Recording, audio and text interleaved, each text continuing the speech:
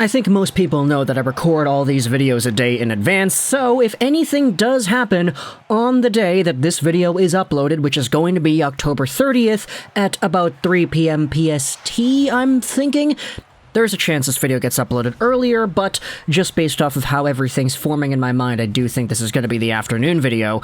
If there is an update that happens regarding this player and his status, then we're not gonna unfortunately have it at the moment. We might make another video going over things as they go along. I know hockey is a fast-moving world with lots of fast-changing stories, but a few days ago we made a video talking about Shane Wright, the 4th overall pick by the Seattle Kraken in the 2022 NHL Entry Draft, a projected 1st overall pick for years, but a guy who ultimately slipped down to 4. We made our video because when it comes to what a lot of people thought Wright would have been able to accomplish in the NHL immediately after getting drafted, it appears that Dave Hakstol and the Seattle Kraken have done a pretty good job in taking that idea, crumbling it up into a ball and shoving it down the toilet, because apparently Shane Wright is not the player that people thought he would have been right off the bat. The reason we say that is because when it comes to the ice time, Shane Wright has been buried in the bottom of the lineup, getting 5-6 minutes of time on ice per game. When it comes to actually playing the games, you take a look at the Kraken players, guess what? They've all played 10 games, or not all of them, but most of them have played 10 games. Shane Wright has only played 5.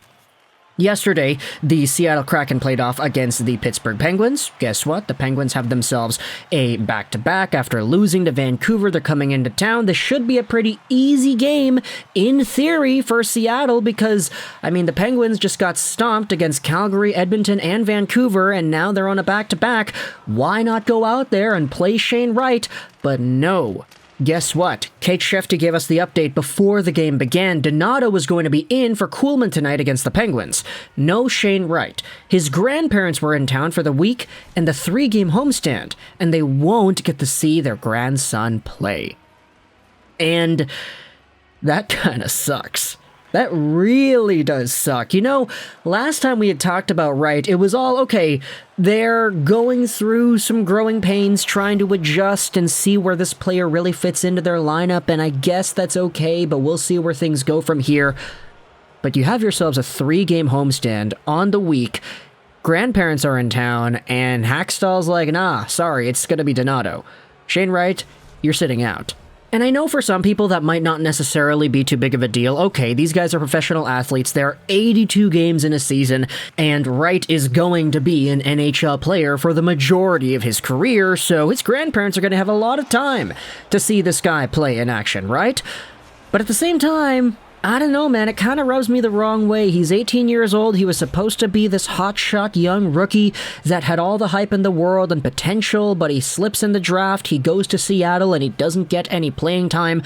And it's to the point now where the development is really starting to be questioned as well. Hey, Shane Wright is here, but he's not here. He's practicing, but he's not playing. And when he does play, he only plays so little amount of time that the conversation we're having about Wright and his development is getting more and more ambiguous as his 9 games approach. Now, if you didn't know, in the NHL, I think most people know this, but just in case there are some new hockey fans that are tuning in, Wright is on what is called an entry-level contract, an ELC. It normally goes on for 3 years, but the 3-year period is only really enforced if a player goes out there and plays a lot of NHL games right off the bat. For Shane Wright, in order for his contract to slide 1 year into the future and not expire in 2025, which is what it's scheduled to being expiring at right now, he can only play up to 9 games in the NHL. If he plays 10 games, then all of a sudden the contract is the way it is and it stays that way. But if he only plays 9 games and he gets sent down, let's say to the OHL where he was last year, then there is an extended year on that contract that is added because the year for 22-23 isn't actually used in the NHL. Now, there have been examples of prospects on their entry-level deals using up the NHL year and then getting sent down regardless. It happened with Leon Draisaitl back in, what was that season? Let's take a look. 2014-15. He had played 37 games with the Oilers, burning off a year on his ELC, but then he got sent down to Kelowna. Now, the season after, he had 51 points in 72 games, and then he became the point-per-game stud that he is right now, so I guess you could say it worked out well for Draisaitl, but Shane Wright is not Draisaitl. At least, not yet. Because Shane Wright is a valuable prospect and a lot of people expect that he's going to be a good player soon, there is somewhat of a concern as to where they can go. NHL or CHL? Because the AHL is not an option here. To bring up some additional perspectives, we're going on to an article published on the Kraken's NHL page. This is called The Right Way. Shane Wright is on his path in the NHL, one that doesn't have to follow anyone else's. It was published by Allison Lucan on, Friday, and it's a pretty good piece. Go ahead and read it. The link will be in the description. It has interview quotes from Wright himself, from Ron Francis, Wright's family, all just on their mindset on how he's been progressing so far in the NHL. This is what Ron Francis said. Everybody saw where Wright was ranked in the last 3 years. You saw what happened at the draft, and everybody's probably of the mindset he's going to come in and light the league on fire, and it's going to be easy for him.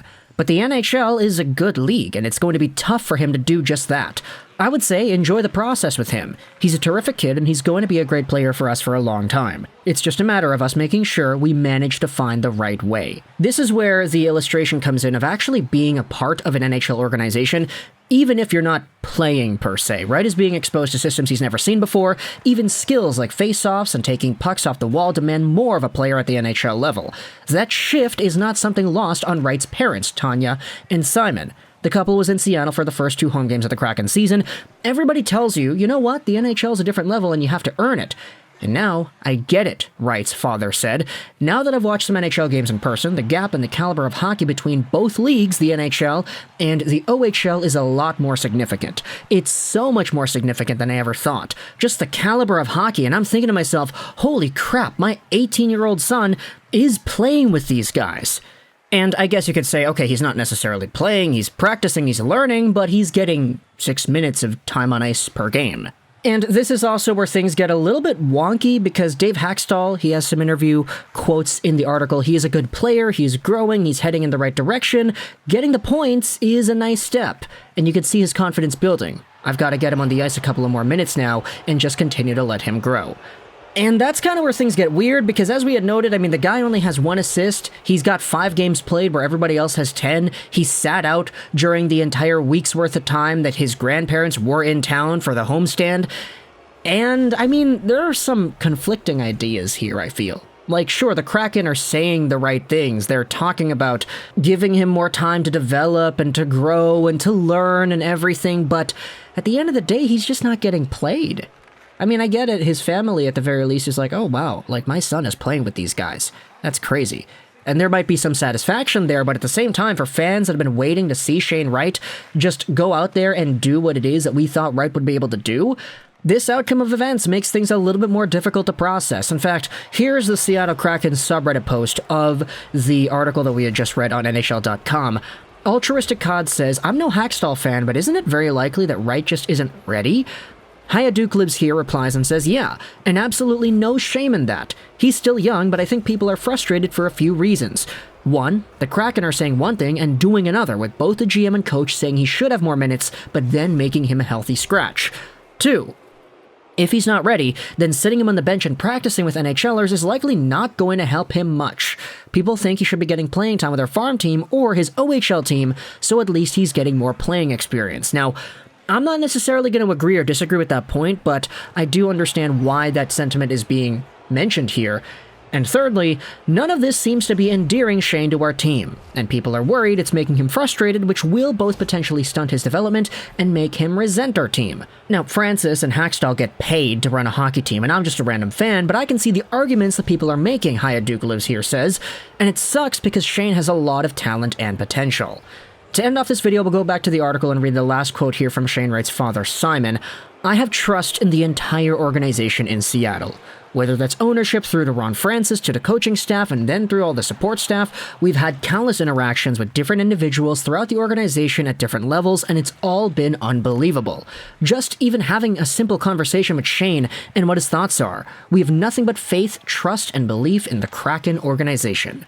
And with that, I leave you the comment section. It's your floor. Tell me in the comments all your thoughts about Shane Wright, the way he has been deployed, the way he's been developed so far. It's been a month into the season, maybe half a month, I guess, and Wright hasn't really been given all too much of a chance, I feel. What are your thoughts on that? Let me know in the comments below. I hope you enjoyed this Juraj 99, and bye.